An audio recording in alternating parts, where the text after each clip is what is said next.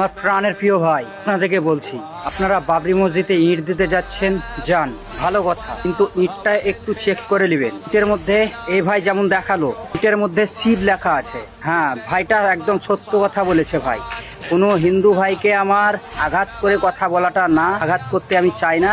তবে হ্যাঁ, ইটগুলো ভালোভাবে দেখে নিবে যে ইটের মধ্যে কি লেখা আছে। এখানে ইটের মধ্যে একটাতে শিব লেখা আছে ভাই।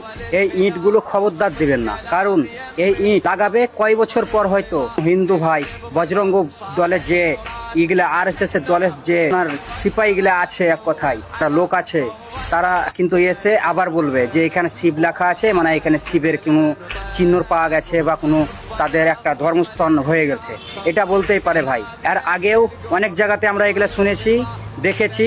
ভাই দয়া করে যে ইট দিতে যাচ্ছেন, ইটের মধ্যে কি লেখা আছে এটা আপনি একটু খেয়াল করে দেখবেন ভাই। যে